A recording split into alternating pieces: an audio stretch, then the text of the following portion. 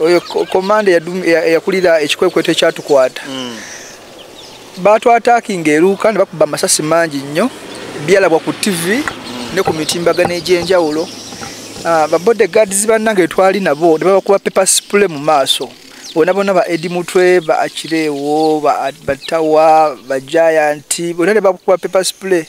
Nennemerako nnyo n'omuvubuka yali munnamawulire waffe Kasiri Ashraf ng'ali ku luufu ku mmotoka waggulu. Ne bamuspray nga nengezako mu defending naye nga abasajja baali bakambwe nnyo ate nga batusinga obungi nnyo. Ne bamuspray nga takyasobola kulaba, so ne nkwata kamera ye ne bye yalina byonna ne mukwata nina okutaasa mukama wange. Abasajja baleeta eminyolo egimenye ekkufulu z'emmotoka.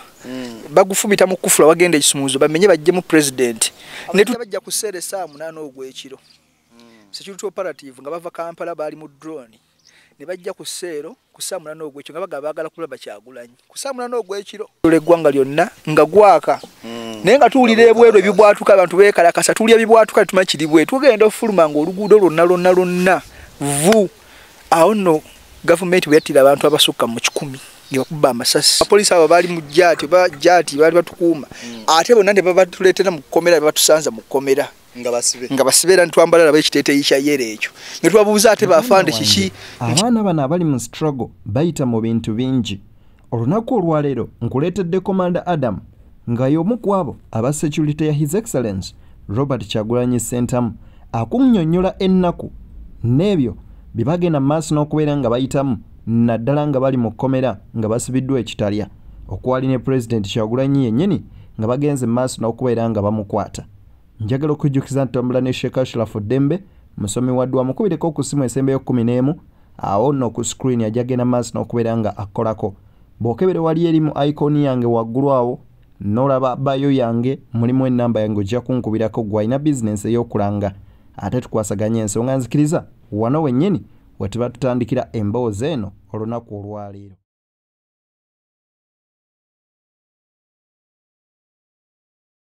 Abaganda baffe abagenda maaso n'okubeera nga mutugoberera ku mukutu Beyond the Newsroom where untold story is revealed. Nze Deni oba Mr. Beyond ate olunaku olwaleero nina musajja mukulu ono aninaanye andi okumpi abangi mumulaba nga temumutegeera Commander Adam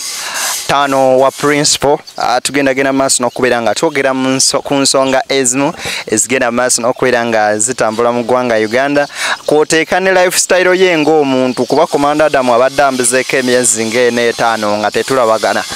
Commander Adam nsanyusa okulaba. Kale sebo nange nsanyusa okusanga sebo. Obulamu bugamba ki? Obulamu bulungi nnyo. Wadde nga bitatambula bulungi weebiri ne tujja kubalirawo mpola. Kati gwe wasalawo n'ogamba kansooke neesonyiwe Kampala nsiruke mu mayiro nga 7 gye nkujja eyo abangi batasobola na kuzuula. Si kwesonyiwa Kampala naye ng'omanyi obulamu bwe tutambuliramu ennaku zino bukalubamukko mbeera ya lockdown style okwebeereramu mu magezi. Bala wano nga bakubuli nnyo kulyanda ng'ate ofuna engeri gye weeyiyamu ng'omuntu. Commander Adam sigenda okusaba amannya gali ag'ewaka olw'ensonga emu oba endala naye Commander Adam atulaba yandeetaze omanya yaani. Commander Adam amanya matuufu yenze matuufu Adam ndi musajja Muganda neddira Ngabi ndi musajja Musiraamu then aka Commander Adam. Commander Adam lisibukira ddala kuba nti struggle gye tubaddemu nga tucommanding okuva yatandika ya people power nga tubugiriza mukama waffe Kyagulanyi Ssentamu Robert nga ba personal bodyguards be era nga tuyiwawo omubiri ku lwa bannayuganda ne ku lwaffe ffennyini nga abakyenyigiramu olw'ebitatambula bulungi mu ggwanga lyaffe. Awo wennyini ono nno Commander Adam gwe nnina agendagenda maaso n'okubeera nga atubulirako ku ngeri gy'agenze maaso n'okubeera nga batambuzaamu struggle. Commander Adam tunyumyemuko ku mbeera ya campaign omanyi eno 2024 2025 tuddeyo mu campaign. Soko tubuliremu embeera ya campaign bwe yali 2020 ne wagenda maaso n'okubeera nga musibwa embeera gye mwayitamu then awo tugenda kwogerako ne ku bannaffe abakyaliyo nga essaawa eno abamu bakifudde kyakuzannyisa. Embeera teyali nnyangu weewaawo wadde nga twavumiriya ne tusobola okuba nga tujja enganga nga tugirwanyisa ne tugitambuliramu okuva kampeni ze zatandika paka gye zakoma gye byakomekereza nga bannaffe battiddwa bannaffe basibiddwa nga naffe ffennyini tusibiddwa tuli makomera naye ekyomukisa omulungi nafunamu obuvune era bakama bange abantwala okuvira ku pulezidenti sekretary general bakimanyi nti komanda Adam alina obuvune nalwalamukko yensonga lwaki mbaddemu akabuliriro kano naye alhamdulillah ngenze empiikinga walwalira mu komera we bakusibira twava mu komera banga kyeryo ye bakusiba mwezi kyawo okuva mu kampeni twali Kalangala naku z'omwezi nga 3 mulumwe batukwata e Kalangala ku kizinga ne batutwala mu military barracks Kasajjagirwa ne batuteeka eyo batwala Saza prison Masaka mbeera kyawe yali mu komera embeera nyizo butajirambulira nnyo bannayuganda kuba babimanyi omuntu ng'oli political prisoner byoyitamu biba bingi ebyo byosobola bisinga ne ku mubbi w'enkoko oba omuntu akoze omusango kubanga political prisoner gavumenti ekubamu interest y'amaanyi nnyo bibatuyisaamu bingi nnyo era binene nnyo ebimu ku ebyo ebinene ebyo ali eyo bikyayinza okugamba nti bana struggle ekituufu ffe tubadde tugizanyiramu buzanyizi okuviira ddala bwe twali eruuka kankutandikeko sitole y'eruuka abasajja Franka Bayine oyo komanda yakulira ekikwekweto ekyatukwata batwataakinga eruuka ne bakuba amasasi mangi nnyo byalabwa ku TV ne ku mitimbagano egy'enjawulo babodeguards bannange twali nabo ne babakuba pepper spray mu maaso bonna ba Edi Mutwe ba Akirewo ba Batawa ba Giant bonna ne bakuba pepper spray nennemerako nnyo n'omuvubuka yali munnamawulire waffe Kasiri Ashraf ng'ali ku luufu ku mmotoka waggulu ne bamuspray nga nengezako omudefendinga naye nga abasajja baali bakambwe nnyo ate nga batusinga obungi nnyo ne bamuspray nga takyasobola kulaba so ne nkwata kamera ye ne bye yalina byonna ne mukwata nina okutaasa mukama wange abasajja baleeta eminyolo egimenya ekkufulu z'emmotoka bagufumita mu kufula wagenda ekisumuuzo bamenye bajje mu president ne tuteekawo nnyo embeera nennya ku bonnet y'emmotoka tuteekawo embeera naye ne batusinga amaanyi olwokuba baali bangi nnyo era emmotoka ne bagimenya ne bagikuba gilaasi bagimenya ne bamujja era mu kumujja ne tulwana nnyo aleme genda yekka mu mmotoka era gye byaggwera nga nze tuuse paka Nalufenya ne president ne batuteeka mu ssero ne president n'omukulu pastor Muwanguzi n'omuvuko omulamu Semanda Brian then ne Segirinya ne Nabire batusangirayo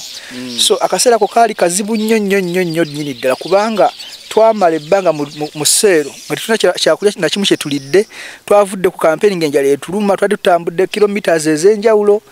ne tubeera mu ssero tusulamu ennaku ezi nga tulina kye tulidde naye nga tutya bulamu bwaffe kutuweerawo obutwa obw'okutukolako obulabe bwonna Electoral Commission yali yatuwa security mwatambulanga ne security nalabanga muwane ku byokulya Electoral Commission yali yatuwa security ng'ekulemberwa Afande Kato yali akomandinga abaana abo naye obatutwala ku museero era security eyo yasigalawo ng'ekyali deployed kuffe ng'era ekuuma abasibe bali mu sseero waya kyenjukire nnyo ekyali ekyobulabe era ekyanneewuunyisa abasajja bano kumanya bali bamaliridde otutemula n'otusaanyaawo okuleka Katonda yatukubikkako obusubi abasajja bajja ku sseero essaawa 8 ogw'ekiro security operative nga bava Kampala baali mu drone ne bajja ku sseero ku ssaawa 8 ogw'ekiro nga baagala kulaba Kyagulanyi ku ssaawa 8 ogw'ekiro kati bali ba guards aba Electoral Commission ne bagamba tikisoboka kulaba musibe essaawa zino era bawanyisiganya ebisongovu ne bawanyisiganya ebisongovu okokana ne bagana okwokinga emmundu omusajja oyo Afande kati bagana okwokinga emmundu balemese bali abazze ekyo bagamba mujje emisana mukwasaganya abasibe bammwe naffe bajja tukweshoninga nga luwe chapeninze okitegeera era ne ba withdrawing ne bakola ki ne baddayo ne tebagenda Kampala bagumba mu jjinja within jjinja zigenda wala saawa emu nga abasajja bakoze eki bakomyewo ku poliisi Nalufenya we baali batusibidde era olwatukawo Nalufenya bakomawo ne order endala nnyo nga bagamba katojja mu engatto leeta pistol yo ne bamudisarminga ne bakaddogo bonna bali akomandinga nga bonna balina yingira sseero so nengamba n'abasajja enkola gye bakolamu emirimu gyabwe nzibu nnyo nnyini ddala era ekiro ekyo bwe bwatya twali tumanyi nti bukedde ne Mukama n'asaasira Bannayuganda bali bamaze okukuma okwetola eggwanga lyonna nga gwaka naye nga tuwulira ebweru ebibwatuka abantu beekalakasa tuwulira ebibwatuka tumanyi kiri bwe tugenda ofuluma ng'oluguudo lwonna vu awo nno gavumenti bwe yattira abantu abasukka mu 100 nga bakuba amasasi era eba questioninga president w'eggwanga n'agamba it was yazitata crossfire ekita crossfire simanyi amasasi gaawaba ne gakuba baki abantu naye nga yali order kuba ku nnyama ne batta bannayuganda mu nsonga efanagana bwe nga bali balwanira ddembe lyabwe nakola nti president abeera free ensonga ebwete bwe yali batwale mu kooti eyiganga ne tufuna bbeero twatuukayo nali mabaga tuteekako omusango gwa butujjo wagwaki ne bagamba mbu was spreading COVID-19 tukamba ye atenga isi electoral commission ngali ekirizo genda mansi nokwera nga n'abasirikale be yatuwa tutambula nabo era nga twetaba wamu nsonga kyeyo gye baawo okugenda mansi nokwera nga babajjako Katongo omuduumizi wa security gye mali mutambula naye ne president kati ndowooza balabanga yo abazalaye ya lanka ne ku professional ye bambi kyakola kyali kituufu abasirikale bakola ebituufu tebagala bana batta abantu kata kyaliyo naye kato tetuddangamu muwuliza ndera simulanko ku polisi yonna oba musango kuba kumalire wonna wabula abana be yakomandinga oba malo tukwata omulundi ogwokubira tujje kalangala natwala mitale balakisi kasajjagirwa then basi yafe ne bagibuza nejja ne batuleta mitale balakisi makindi ne batujja mitale balakisi makindi jono guti natusindika ekitalya abafubuka abasirikale abali bakola ne kato bonna abali abapolisi abo bali mu jati bali batukuuma ate bonna ne babatuletera mu komera batusanza mu komera nga basibera ntwambala laba ekiteeteeyi kya yere ekyo ne tubabuuza ate bafande kiki nti amune ebintu byatusobedde naffe twayo kutuleeta mu komera tumanyi kiki ne tubagamba ate namwe mwafuuse ba NUP mwafuuse ba people buzibu ki munnange bagamba twakola bubi emirimu naye ng'omanya embeera y'abasirikale nga tebagala kwogera nnyo bingi emboozi neekomaawo but gye twayita wawanvu bye tuyiseemu biwanvu naye ate ne saakati tukyali ku mulamwa mukyalemeddeko tukyanyweredde ku mazima nze ku struggle omala kunzijjako nsingo yange Komanda Adam ekomera mulimalamu emyezi emeka egyo ekomera twakola obusibe obw'ekimpatiira ekasajjagirwa ewikisi zaali 2 ne tukola obusibe obw'ekimpatiira saza prison ewikisi zaali 2 ne batwala mu kooti omulamuzi Sekaana n'atuwa bbeiro amagye ne gatuwamba nga bakatuwa bbeiro ku kooti wennyini era ne batuzza mu ki ne batuzza mu komera amagye ne gatuzza mu komera era amagye gatujja ne gatuteeka mu bus nitubuza mututwala waate ne batukaa twatwala in the safe place bus yavuga edda mitale balakisi makindi ye wali safe place yo bo bashita era ne batusibira awo okutujjaawo enkeera nga twawa General Andrew Guti General Court Marshal General Court Marshal ne tusindika ekitalya ne tutandika okukola obusibe mwezi ku mwezi lunaku ku lunaku paka emyezi 7 paka emyezi 7 obw'emyezi 7 mu komera tebwali bwangu esebo Komanda Adam awo wennyini nga tukyali ku busibe obwo bwe mwamala ebbanga eryo essawa y'olwaliro wakyaliyo bannaffe oba betuyinza okugamba nti bannammwe bwe mwagenda maaso n'okubeera nga mulwana mu struggle eno bawezezza emyaka 3 kumpi n'ekitundu nga bali mu komera Katerega yavaayo n'agenda ewa President Museveni nti amwegayirira asubulule abasibe era Balamu ng'aweereddwa bwa minisita kwatandikidde nga kwe kulina okugenda maaso n'okubeera nga ayisaamu omukulembeze w'NUP amaaso ng'agamba nti abavubuka baagala nnyo ebitibwa beetiriboosa naye Kyagulanyi bw'aba mukulembeze alagiye bagende maaso n'okuteebwa bubaka ki bw'oyinza okuwa Balamu obubaka bwenyinza okuwa Balamu n'abantu abafaanagana nga Balamu n'abantu abafaanagana nga Kateregga buli obubaka obwo teri muntu asobola kuggyibwako ddembe lye ate gwali mugjeeko n'omugamba ate nkusaba onneetondere nkuddiza eddembe lyo eddembe lyabwevange eryatibwa Mukama Katonda bw'olirinnyirira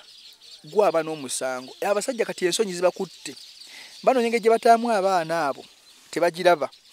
bano nyenge gye babasingisaamu omusango tebagiraba baffe ku fayiro yaffe baatukyajinga baatukwata n'amasasi magazini 2 nga ku fayiro tuliko abantu 49 tuva mu area ez'enjawulo ne mu district ez'enjawulo ekitugatta yali NUP headquarter kali noyebuuza magazini ezo twakwatako sita n'ojjamu amasasi n'ogagabanyagabanya abantu abo nga buli mwafunyeko essasi limulimu nga galirira gayinza obutatumala kati n'obuuza amasasi ago n'embagazi gye baatuvunaana kyajja kitya tube nga tuli ku fayiro emu bwefaanagana bwetyo. Omulamuzi General Andrew Guti n'agamba omusango gwe twaguza mu January ennaku z'omwezi nga 13 ate nga ate nga ffe twakwatibwa mu December omufuna bulungi nnyo kati nga fayiro eri mu maaso n'ekiseera kye twayingiriramu ekkomera ffe twalingira dda ate fayiro eri mu maaso gaki maaso ga fayiro kanabyo ddala nga we baba bateekateeka ebintu ebyo bamala ga propagandinga bamala gateekawo kintu kibozibozi kyabwe kati embeera ng'eyo neekwewuunyisa era twakola obusibe obw'ekimpatiira kati baali baagala tuuta batusindikiranga abantu mu kkomera batukonvinsinge tukkirize emisango ate situbeere convict kati mulaba muli wano Kyagulanyi agenda bba waaki ne tubagaba neffe tuli ku Kyagulanyi kyagenda tuwa ffe Kyagulanyi tetukubira simu oba kujja nga tuwandika ku buli muntu ero simu ava ti mujje njagala balwanyi bagenda kulwana ffe twalaba just causing etandise ne twesitula ffe nnyini ku order yaffe ku minds zaffe ne tugenda mu struggle era ffe abantu Kyagulanyi tumugamba ffe tuze kukolera tukoye embeera embi ffe Kyagulanyi tatukubirako simu abaana abali mu nompo basasulwa sente okubeeramu ekyo bagenda kuba bakulimba teri muntu ali mu struggle nga kuffe akwera kugamba nti alina allowance gyafuna akeera agamba nti alina omusala gwafuna ffe tukola mwoyo gwa ggwanga tukola wannakyewa twasiibulange wakanga mumanyi sidda ne twambalanga zi bullet proof ng'omanyi sente essasi likola ki lindya gobava kusubiza sente mekeze wa essasi likulya ne bakuwadde akawombi olina gamba akawombi kakole tugera kukuba essasi era omuntu asobola okugaana neffe twagamba oba ssasi oba kiki ffe tulumbi era ne tulumba mu bugubi obw'ekitalo mu kuyiwa omusaayi twasiibanga enjala ng'abasirikale bomanyi nti oba balwanirira kintu kyabwe kuba ffe tuli basirikale ba NUP era ffe tuli bantu olwanyirizi baddembe era tuyita mu mateeka twagaana ogenda mu nsiko okukwata emmundu ne tugaana okufuuka abayeekera tuli ba civilian obula abeerwanako eddembe lyaffe ery'obwebange erya Katonda lyatuwa gwe toyinza kulinzijjako ate ojja oŋŋamba enkwetondere ate olyoka onte era balamu ekyo kyakola ne banne mbu simanyi abaana bayitonde babate bajja boogeze baboogeze batwala mu rehabilitation rehabinga kati ffe twavayo batulihabinga simanyi nange kuba abaana condition gye bayitamu naffe gye twakola ki gye twayitamu nga ffe tebatwala kubitukola batuukira nga twakava mu kkomera ne batusuubiza obusente bakusanga samwe bakwogereza kati kola booti Kyagulanyi oyo mwesonyiwe tugenda kuwa sente bweziti ne tubalaga tuba iginowalinga era tebitulya ffe sente obuse tuli baavu abaava basookerwako ddala tuli baavu nnyo wavu butuluma nnyo neze sola kugwamu nsa lwa busente bwa gavumenti bwempa busente bwe NRM ate male ninye kwa milioni 5 nkugambe milioni 5 ne bate bampa milioni 5 ne batwogereza ganyanga na guno gwa kaba kyatukola ki oba oli awo nga bayita muono mugamba akole bwati Adamu yajje mukambi yaffe Adamu mugamba ajje wano ne twagaana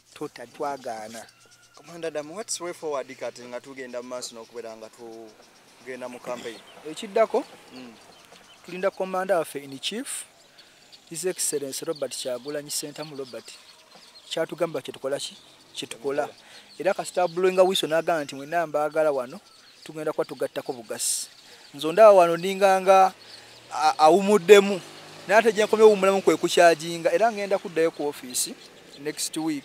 ngenda kuba ate wa tabbo nnyo ku mukama wange kyegera nja kubanga embwe efudde ku jegere nga amwenganga gwe nenganga batumanyi raza abasajja batumanyi naye just dukuma obuntu bulamu okulekamu kali okubalaga nti ffe tetuli violence just twagala eddembe lyaffe mu buntu twagala ekyukakyuka ey'obuntu atwalabako akabinja ka Mpuuga nga kagenda maaso n'okubeera nga kayisaamu Kato Mufumbire omuganda wa Waiswa Mufumbire empi kati ni bamuyisemu n'ensambagere naye he played it cool talina kye yakola yadde okubaddiza kabonero kyakakyalaga eri Munnayuganda ekisooka Alex Mufumbire mwebaza okuba musajja ali intelligent oyo musajja mugezi nnyo ali intelligent nnyo yali Mufumbire Waiswa oba yali ono Kato kuba bombi bafaanagana balinga binusu bya bitano omumanyi gwe baali bazoganye era yoyo spokesperson waffe deputy spokesperson musajja yali kulu nnyo ate ali intelligent nnyo okusirika n'okweyombe kati kitegeeza nti tasobola kubako kyakola naye kamu ku bubonero bakamu ku kakodyo akabalwanyi nti oli omutiizinga n'atakuddiza naye ba defeat so sijja kugenda nnyo mu nsonga za Mr. Mpuuga naye nze kye nalebe ku nsonga za Mr. Mpuuga yatudisappointinga nnyo nga ffe ba foot soldier nze ebbanga lye mmaze mu NUP sifuna nkuwadde kasiimo kuva wa Mr. Mpuuga oyo wadde okunshekinga mugalo nti munnange kola ki weebale naate ffe tetwakolerera ekyo ffe twakolera ki tetunabafuna tetunakukifuna tetwagala kukasiima ako naye ye ate kye yakola kyali kikyamu kuba nsuubira olunaku lwe bakuba Asirafu Kashiri essasi era ligenda okuba president twasula mu maka ga Mpuuga e Masaka era twasula nga ffe abasirikale abali bakuma president twasula tuyimiridde ku mmotoka bwe tutyawo nga tukuma mukama waffe obudde ne bucya ne twessa mu ddene okugenda onoonya akalulu gye twali tugenda twatutuuka mu kkubo katikkati ne bakuba Kasirye essasi ku mutwe tuddusa Kasirye e Mulago tumudduse mu ddwaliro e Mmengo tubaye nga tutaasa obulamu bwe tubusevinge ne batta ssente za fulanka awo wennyini mukutta ssente za naye nga ssente za fulanka ebigambo byange bimu ku byasembayo okwogera naye kuba nze nali ntula naye ku mutto gumu ne munyimirira mwali mwesemberera gamba n'okusula nga tufunye accommodation tugenda kusula wantu kampinze nali nsula naye yaŋŋamba Commander Adam maye ekiro nti kangendeko wali wa mama kuba banzala Masaka wali okuva wali wa Dr. Mpuuga otuuka mama wali bode twali awe 10 kangende suleke wa mama mubuuze lako ndudde omulaba kuba tuba mutunkutambula tuli mu trail mubuuzeeko enkya nkerenzi jembe egatteko tugende era bwe kyali n'agenda asula mama we n'amusiibula najja n'atwegattako ku makya ne tusimbula kati tuba tuddusa ono gwe bakubye essasi ku makya nga bamaze omukuba n'ava ku mmotoka mwe nali nze nava mu mmotoka mwe yali twali tutambulira drone bwe twali tutuula nenzira ku ambulance yalimu omulwadde nenjekwatako ene wabwe kwa president kwe yali kati watuka katikati awo batutega batucyankanya ngera patrol zitutawanya zagala tukozesa nsobi neva ko emotoka neza kumweko yali next to the ambulance kwenali era batobera omwana oyo nga ndaba yali abuukira emotoka bwati akwata oluji omusajja nakola ki naugula bugula bwati emotoka ya patrol sente za fulanka nabuuka nadde bali patrol ne mutomera ne mulinyo omupiira wano ne munone waye walanya ave ku pavement wali agudda deri mu mwala ne munone musajja na munone bwati era omupiira gwa maaso gwa mukwata wano ku mutwe omupiira gwa mbagale kumukwata wano mu kifuba ne bamumenya magumba gonna nakawunga ne bakamenya kati embeera ngere Mpuuga ng'agira nti ffe twabona ku lwambeera nti abasajja babeere mu kibalimu twateekawo ne tuyiwa omusentu tufa n'okufa abamu ne tusigala nga tuli bwe tutina kiddako bwogera mu parliament n'oli emiliyoni 5 nga Mpuuga tayitangayo press conference nti banne bafuutu soja mwenna abayita mu kalu mujje wano tulyemu kaddina nammwe ffe tumwewuunya ate nga bayita babitiibwa naye ebitiibwa tebifuuse ekirala kati Mpuuga sisuubira nti oswasula okuddamu ofuuke Masias Mpuuga oli gwe tumanyi oli gino ali royo ali royo tetusobola kubanga kuwoza noyanika muki mu ttaka ate nga ffe abanaku abawejje Mpuuga ebisanja byamaze mu parliament mugagga nnyo twagenda okujja nga Mpuuga ali mu parliament afuze ebisanja bye bali decent kyokka naffe ntujja n'embeera eyerwanako omusajja n'atamatira n'atakoma ku ekyo president n'amuwa obuvunaanyizibwa n'obukulembeze n'abuuka abalala bonna MP bonna Mpuuga si abasinga obuyivu bonna bonna yababuuka bonna n'awa Mpuuga ate n'agamba Kyagulanyi katanjagala how n'agamba ekibiina pate ya family naye yo family click nzijukira bulungi nnyo Mpuuga yagamba mbu be batandikawo NUP we nali naseka kwa bali bandiza abantu ba DP block Mpuuga yali wa DP block kadi nawanika mu babaniriza era his excellency president Kyagulanyi Ssentamu munakwata kadi n'agikola ki n'agimuwa okulaga nti amwaniriza mu kibiina kate gwe kiwatandikawo lwaki bali bakwaniriza lwaki bali bakuwa kadi nga bakulaga nti bakuwero kaminga Ssaabasajja bagadde okuba ekintu kyaffe nekyonoona naye Mukama w'amaanyi amafuta ge yateeka ku Kyagulanyi ge tuyimiriddeko era ge tutambulirako tugenda kuwangula embeera. Commander Adam awo nno nvuzeemu speed naye ogenze nonnyonnyola embeera ssente zamwe yaffiira nempulira ennaku nezijukira ekintu nekinzijira mu maaso ng'embeera eyeringa eyaguddewo ku makya kuba nze yansanga already ndi mawulire era nsomu kwaba abamawulire abagendanga mu maaso n'okubeera nga oba oli awo tutegeeza eggwanga biki ebigenda mu maaso n'okubeera nga bitambula. Kakati Commander Adam twogere ku campaign trail gye tugendamu awowa era biki byosuubira bigenda okuba mu campaign eno okusinziira nga ku nsaba Mukama Katonda w'obuyinza atukozese era atufuula abavumu tusigale ku mazima n'obwerufu. Nsaba na Uganda mwenna abali eyo mutwegatteko mu kino kye tulimu. Eno revolution yaffe tulina kwenunula ffekka. Buli olugamba nti ebyo bakomanda Adamu ebyo bya Bobi Wine ebyo byabali babisobola nedda siva babisobola ffekka ffena tusobola tusituka omulundi ogwo. Bana abasajja tubatwala tebalinnya ate bangu nnyo kubanga be batitiza basinga bali kawadi nnyo n'okusinga b'okisuubira. Naye buno banayogera balaba nga bakutte obubundo bukwata kwekangabiriza na kwekaza. Ne bakwata obundu bwaffe ffena tusituke emiliyoni ne wezibezi tugenda nti nedda twagala ddembe lyaffe. Kale twabo obumundu obunasobola okutumalawo. Tasobola kutumalawo ayira tusobola okufundikira nga tukoze eki nga tubawangudde. Wabula enteekateeka zikyagenda mu maaso sijja ziyingiramu nnyo kubanga babagulizaako bababbirako ku bigezo byaffe. Enteekateeka zigenda mu maaso era mukama waffe president enteekateeka zirina bulungi nnyo. Ate Kyagulanyi Mukama n'amuwa nti ye alinga nga nnabbi kyanakola enkya takikola kati oba takyogera kati kyanakola enkya era bukya ku makya ng'agamba tugenda kukola kino. So nze ne bonkwata ne bonkuba emigono nga nti president azaako kyenkyo onanga bwereere era batukubanga nga batulanga ekyo plan bibi ebiki muzaako ki mba simanyi. Kyagulanyi obunabbi Mukama Katonda bwamuwa n'amugamba nti leero kino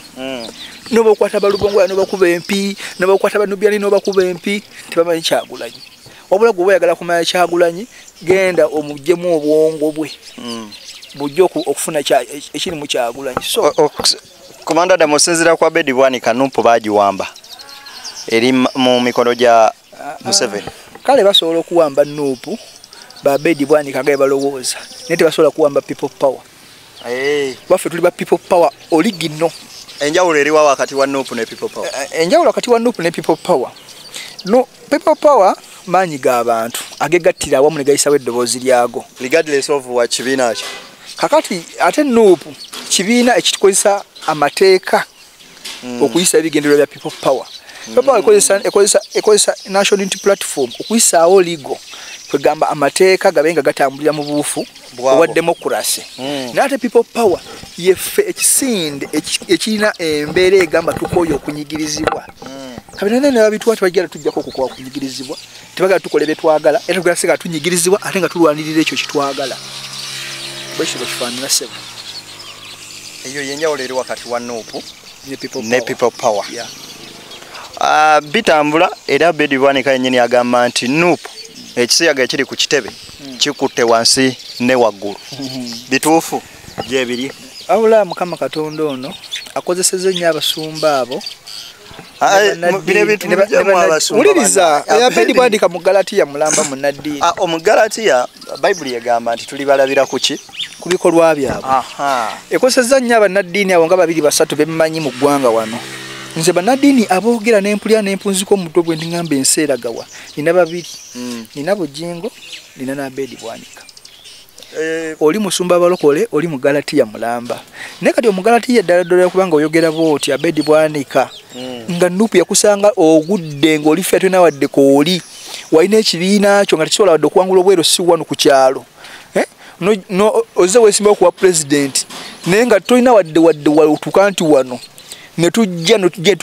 tukuwa amaanyi g'abantu etubagattako twatambula constituency ya Bedi Bwanika eyo mu campaign n'atwetoolooza yonna tumunoonyeza akalulu era amasanze ne gagibuna gonna.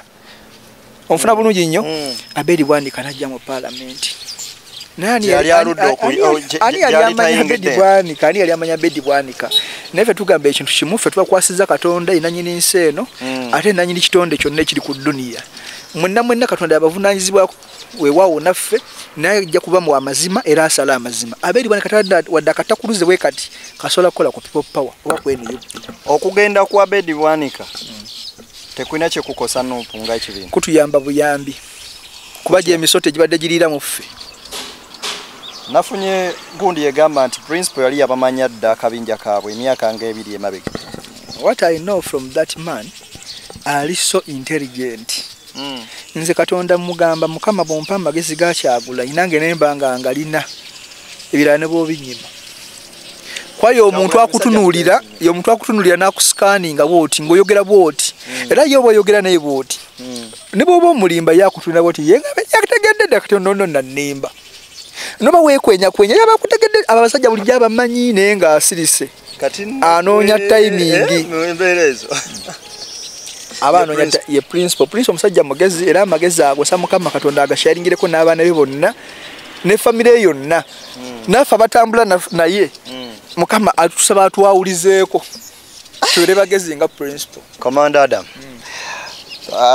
embeera yeeyo kakati completely byonna ebyogerwa ku NUP tebiriyo allegations bigambibwa mbumbu ekyo n'omwana omuto akiraba eky'omukisa omulungi NUP y'Abannayuganda obifuna bulungi nnyo people power y'Abannayuganda buli kyogaba bakimanyi kikyoyogerako gamba nti NUP y'Abannayuganda nga ne omumyuka wa president Dr. Zedriga yavaayo naye emabega awo waliwo akatambi kakadde katambula ng'agamba ekiba kyetaagisa sisinkana muhozi mu ofiisi ye nja musinkana okufuna obwambasadi n'ebirala ebiringa ebyo kati olaba nze engeri gye siri spokesperson wa NUP ebyombite engeri gye siri spokesperson wa people power ate n'ekirala ne kiba nti ngwa mu sector ya security nina ekkomo ku bye nina okwogera kale especially nga mbyogera ku bakama bange wabula kyensobola okunyonyola nti enteekateeka z'ekibiina nga zitambula zisooka kutuula mu kabineti ne babako kye bateesa era teri kijja kusalwawo nga tekiyise mu kabineti ate nga Zedriga si mukyala mubi okusinza ku bbaga lyotambudde naye wanayingiramu virus nga virus eyingira mu bampuuga era tujja mumanya singa mpuuga badda nabe kakati Commander Adam singa mpuuga ne munna Abedi Bwani kabakomawo musobola okuddamu okuba campaigningira what I know sina nnyo garanti ku ekyo ensonga ezo z'abakulu abansingako era sola zoogerera kati ekyo ekibuzo kisaana nnyo okulaba nga kiyitibwa spokesperson Rope waffe oba kiyitibwa deputy spokesperson Alex Wasa Mufumbiro naye nga kyemmanyi nti president si muntu wa ntalo ate asonyiwa ku oyo aba ategedde ensobi ye n'ekirala asengejja n'amanya ki ekiyinza okututwala way forward onfuna bulungi nnyo so abo bakulu banne